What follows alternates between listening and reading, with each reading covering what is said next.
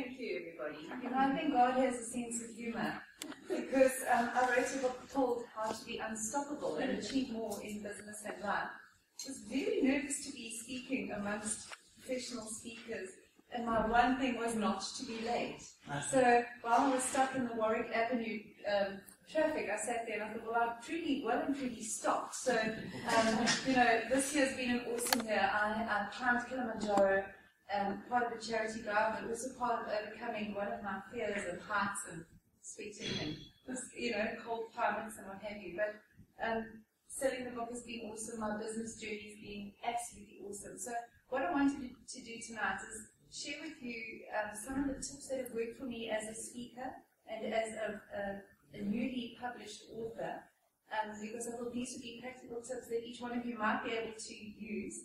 I know I'm preaching to the choir, but I thought I'd just share with you my journey. How it all started with the book was quite a few years ago. I was attending a seminar on neuro-linguistic programming, NLP, and I know we have people in this room who are very qualified in that field. The speaker told us about his mantra or his affirmation, and his was, "I'm an unstoppable action taker." At the time, I thought, I would like that, so I stole it. And I wrote it down, and I put it in a book, I put it on my computer, and I said it about 30 times a day, as he had suggested. And it worked. I became unstoppable. When I was 23, I started my business. That was just over 20 years ago. And what happened was, when I was 25, something at the time didn't seem particularly astounding, but in retrospect, it was probably the one catalyst that made the most difference to my life. I did a business course at the KZN Training Centre, and I met the owner who became my mentor. His name was Andrew. And he sat there with me and he said, "I'd like to mentor you." And I said, "Oh, well, how much is it going to cost?" He said, "No, it's free." He said, "I see seeds of greatness in you." I remember going to the mirror looking to see what he saw, because I certainly didn't see whatever he saw. And he just said to me, "You know, I think you've got what it takes to make a success of your life. You seem to be energetic and enthusiastic." And I went through this journey of about 2 to 3 years of being mentored by him every month, and then I started mentoring other business owners. You know, they're saying, in the land of the blind, the one-eyed is king. So having been in business for all of 2 years or 3 years, I started mentoring startups who seemed to think that I knew what I was talking about, which was clearly not the case, because I used to have monthly meetings with my accountant, and he used to say, "You're doing well despite yourself," because I didn't know what a break-even point was and didn't quite understand the whole income of my company. My leadership journey was quite interesting. One of the things that Andrew suggested to me strongly was become a speaker. Having been quite a sort of self-conscious teenager, I used to hate school orals. That was my worst. And I kept thinking, I'd love to do it, but firstly, I don't think I had the skill or the ability. But most importantly, I was terribly nervous. And I said, "What should I do? Toastmasters?" He said, don't be silly, don't waste your time. I went to one meeting, and he said, "Yeah, that'll be enough. Just tell everyone you're a speaker." So that's why I think I was quite nervous tonight, because I think everyone here knows very well that there's a lot more to speaking than just arriving. He had 2 pieces of advice, one of which I didn't obviously adhere to tonight. He said, "Arrive on time and have clean shoes." I think there's far more to speaking than that. And then I said, "Well, how would I start speaking?" He said, "Just tell your network that you're a speaker." So I just put it out there, and in about 3 days I had 2 engagements where people said, "I heard you're a speaker, what do you charge?" So that was quite interesting. So that was when I was about 25, 26, I started doing the odd talks. Another thing he suggested is, well, we do mentorship study to be a coach. So I studied coaching when I was 30. And another thing that he insisted on, because he said there's a book in everybody. And I said to him, "I'm not sure if I've got what it takes to write a book." But, for years it was on my to-do list. I don't know if any of you have had this experience. Every year, your goals for the year, you say, "Write a book." Or every year I say, "Lose 5 kilograms." It never happens. But the book was on my to-do list for several years.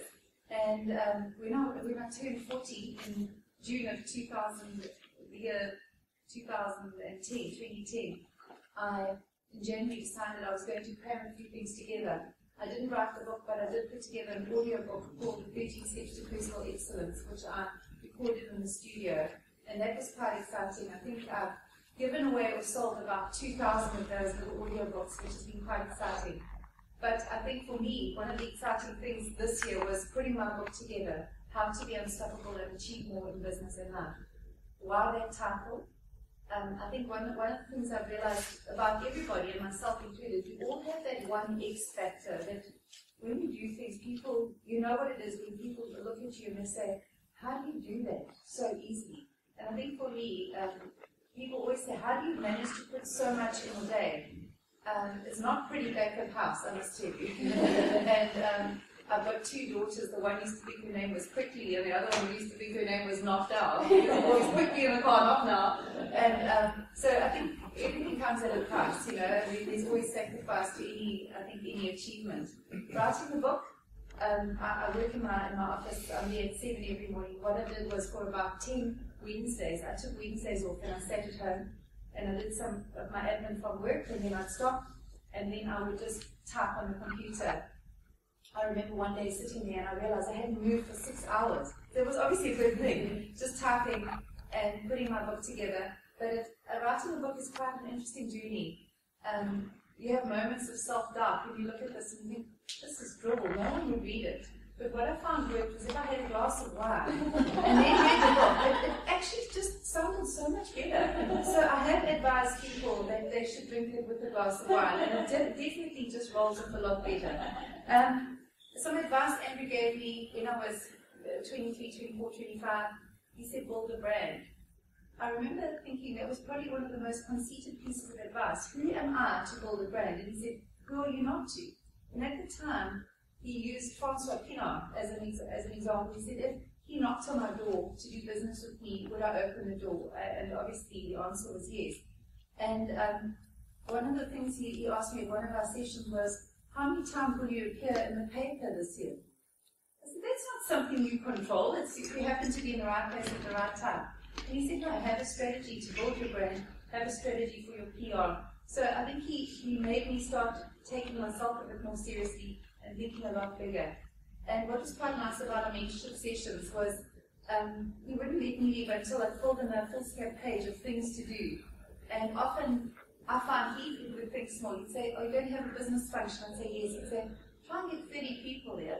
No, 130. So it was quite nice to be able to kind of bounce off somebody. So for me, having a mentor really encouraged me to become a mentor and to become a coach. And one of the things he also encouraged me to do was to be a reader. He used to read an hour every day, and one of my goals every year is to read at least 36 to 40 books a year. They're not all amazing books. Some of them are just rom-com type of books, just fun, but I do try and read as much as book. With my company's 20th birthday, and I had a big function at the Hilton for 200 people, and everyone got a book. So that was the start of it. And then I hired a PR firm. And I know sometimes people think, gosh, that's expensive. But I went to this PR lady and I said, I have a budget of 5,000 Rand. How much publicity can you give me? And that really was money well spent. She knew a lot of contacts that I didn't have in the media. I did a lot of newspaper giveaways. Every single publication has probably given away my book in the Durban area. So like the Mercury, Sunday Tribune. And when they're giving it away, they also write for you. Glynis Horning is somebody I know from Cosmopolitan, and she wrote a lovely review on it. The Witness wrote a huge, massive review on the book. So I just tried to basically use my network to sell the book. And it's funny, could I ask how many people have written a book in this group? I know quite a few. In process. Well, I found it was a very, very odd psychological process because I've become quite compulsive about my book. I don't know if anyone else has, but it's more important to me to sell the book than anything else at the moment. And I've been trying to say to myself, calm down, don't worry about the book. But using a PR firm has worked, and I've developed my own website now, which I know many of you would have already done many years ago, but to try and position myself as a speaker, coach, mentor, author. And as I say, I'm proud of what I've produced. I think it's a good book, and it's very practical, down to earth, and anyone who hates reading, it takes probably a good 4 hours or 5 hours of very simple reading. Maybe 6 hours if you're having some wine with it. But so that was my process with the book. I've also had certain companies use it as a training module. So I've got the SPA group. I speak there quite often, and they bought several hundred to give to their staff on the training program, which is absolutely awesome. I've even tried to market it as a year-end corporate gift. So I've had a few people take some, and then today one of my clients ordered 5 for Bosses Day. So I thought that was quite fun. But so that was really what I wanted to say on the book. I'm no expert, but for me, I think the one thing that I wanted to make sure didn't happen in the book was spelling errors. I've read some books where on a page you get 13 errors, or it's just horrific. So I think I proofread it about 100 times, and I had quite a few people proofread it for me. Had a wonderful editor. I never met her, but we spoke on email, and she was absolutely awesome. So that's all I really wanted to share with you about the book, How to Be Unstoppable. As a speaker, this year I think I've spoken on 52 occasions, which has been quite a lot, probably a lot more than I usually do. I usually try and limit it to about 30-35 times. I'm a bit of a sucker. I always say yes to freebies. Not always. I've started trying to teach myself how to say no, but I do talks for charities, for churches, for my own Robin Hood Foundation, and then I do work for corporates. I don't, but I'm quite an ambitious speaker from the point of view I won't leave Durban. I won't normally speak at night or on weekends, or, you know, if it's past Toti, I won't go. So, so there's a lot of things I've said no to, but it's kind of worked for me. And, you know, I think, what does it take to be a good speaker? I don't know. I think if your audience likes what you say, that's probably it. For me, I've always felt almost, intimidated by a group of professional speakers, because I generally arrive and then often I will spend an hour before the speech just changing a speech I've done. I've never used the same speech twice, even if I've got the same slides. It never comes out the same way. I'm sure you might all feel the same way. And I've really enjoyed it. I think my confidence has grown. I've had some boo-boos. I mean, one time I was asked to speak at ICC to over 1,000 people at a CETA event. And I arrived. The whole event was running about 2 hours late. They shifted everyone around. The delegates were half asleep. As I arrived, I was told, go to the front of the hall. I arrived, I went to the stage on the front, sat down, opened up my folder. It was during the lunch break, so people started to see back, and the chap who was organising walked in and said, no, not on the stage, the front row. So you get off the stage, because you know how you sometimes speak on the stage, and I had to walk back to the front row and sit down. Whereupon a lady I hadn't seen for a couple of years arrived and saw me. She said, I haven't seen you for ages, and she knocked the jug over onto my speech, down my skirt, into my shoe, and then they called me up within about 30 seconds of that. They had a dripping speech, a clinging half skirt, and then one squeaky, squelchy shoe. You just know it's not going to work for you that day. So, so I've had some good ones, I've had some bad ones, but mostly I've had fun. And I find mostly an audience is generally quite forgiving, as long as you're being real. So for me, my speaking has just been a hobby, really, which I've absolutely loved. This year, I've also done sort of a back to basics approach to my speaking, offering seminars and courses that you'd think people would have been tired of. I did time management the other day. I developed a funny little one called How to Manage Like a Boss, you know? And I thought nobody would want to go, but it was fully booked. So I've had lots of fun with speaking. I've collaborated with other speakers, and the speaking has been absolutely awesome and exciting. So I do hope to carry it on as long as I can. I just thought I'd share with you 7 points that I think have helped me in my journey, and just to leave you with maybe 1 or 2 might be things that you would say, absolutely, that's what I share. I think number 1 is authenticity. I know there might be the right way to do things, or the proper way. I've always sort of tried to follow my instincts. I feel my instincts are quite well honed about people and about what to do and what not to do. So I think for me is just to be myself. I love that saying, be yourself. Everyone else is already taken. And I really think each one of us has got our own charm and our own flavour. And we must just not try and be swayed by maybe what somebody else is doing, but just go with our X factor. Sometimes I use corny humor and no one laughs often, especially at home. But what I'm saying is just try your own style. So for me, authenticity, being true to myself, talking on subjects that I'm excited about. So I've had people say, can you talk on this? I'm like, no, I don't like that, not at all. You know, or would you like to talk, you know, to this group? Oh no, that sounds terrible. No thanks. So I try and do stuff that resonates with me. The second quality I think of successful people that I think I've tried to adopt is something called bold enthusiasm and passion. Loving what I do. Every day I consider my life an absolute privilege that every day for the last just over 20 years, I get up in the morning, I go to my office, I work with the most awesome humans I've ever met. I don't know why, I seem to have attracted amazing people over the years. I do work that touches people. And even my charity work, you know, people ask me, what do you want in life? I've got everything. I'm more blessed than anyone else I know. I heard somewhere the other day that if you work with high skill and high joy, then you are absolutely in a winning space. And for me, there's hopefully a lot of skill and a lot of joy in the certain things I do. I actually realized the other day there's only 3 things I'm good at. So there's about 85 things I'm really bad at, including anything technical, practical, like cooking a meal or driving a car, apparently tonight. But my 3 things that I've really decided that I think are my X factors are management, marketing, and motivation. And what I try and do every day is something in those spaces. When I spend my days doing those 3 things, I'm alive. So keep me away from the bookkeeping and anything that's related to IT and numbers and detail, and I'm happy as Larry. I was coaching a business that's been going 50 years the other day. They're not doing well. They've had a loss over the last 2 years, and it's a good friend of mine, and he was shocked that I still do marketing. He said, you've been in business 20 years, and you still do marketing. He seemed to think that because of the fact that his business had been going for so many years, he was established and he could now sit back and let things happen. And he said to me, so you go to networking functions, you find your clients, you visit people, and I said, I will never stop. And I think for me, one of the things that has worked for me is relentless marketing.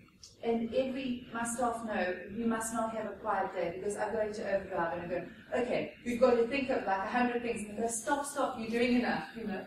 But for me, I think marketing and brainstorming is probably one of my passions. So I'm always thinking of what else to do to market my business, to market my charity, looking for opportunities.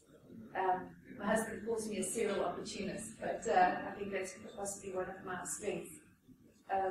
Another statement that I think has been a value of mine over the years, and I think it's really played to my advantage. But it's a value. It's not something I've tried to. It's not a strategy. But it's give people more than they have any right to expect. And keep on doing it, even if they don't return the favor. So I've probably said yes more than anyone else I know. I've done more stuff for free than anyone else I know. But then I have so much, and I have an awesome business and a brand that I'm proud of.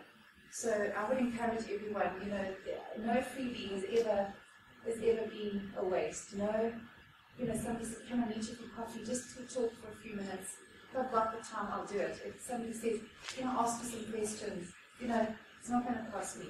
I read something about 2 weeks ago from a customer service article, and they said you can afford to be generous.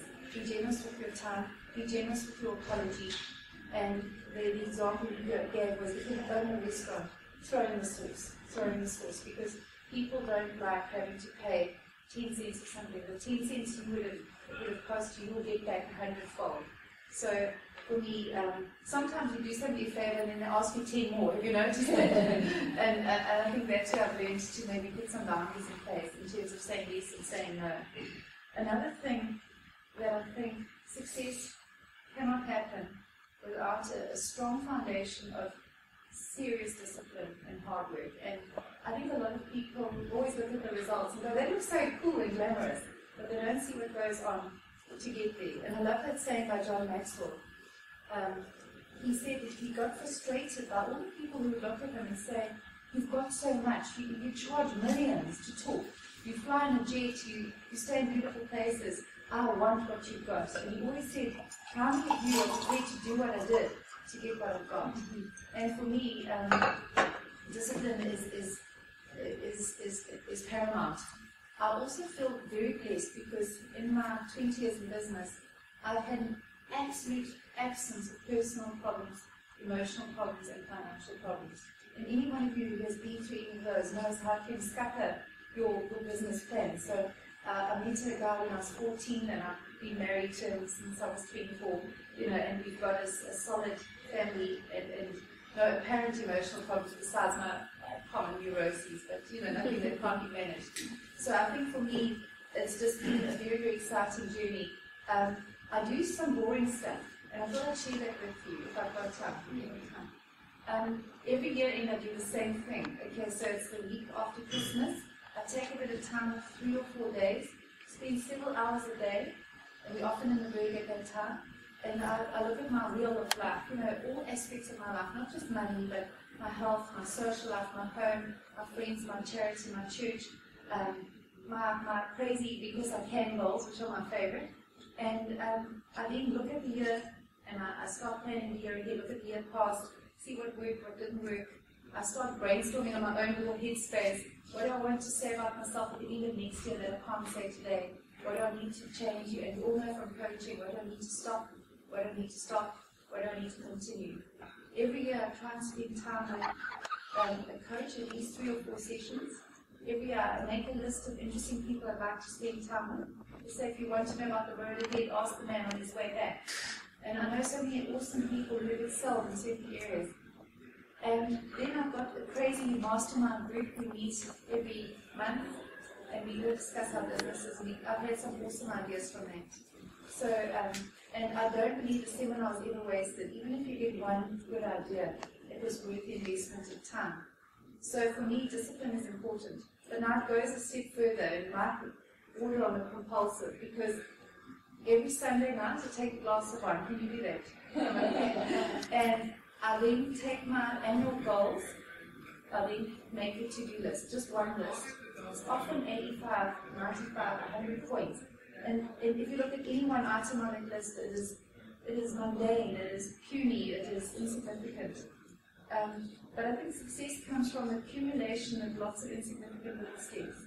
And I think that might be the secret ingredient. A lot of people say, how do you do so much? I think it's because I've got a system in place that helps me not forget all the things that are in my head and on my heart.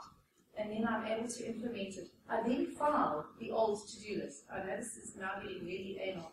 And every week I then check it out, because often what we do is we say, oh, I must contact Chantal. But what I do is I might email her, I don't get a response, and then I drop it. By filing the to-do list, it keeps everything on track. And then every Monday I take my to-do list to work, and I work with it. I get to work at the same time every day, unless I'm at a meeting, 7 o'clock, 10 past 7. My girls get dropped off at school very early.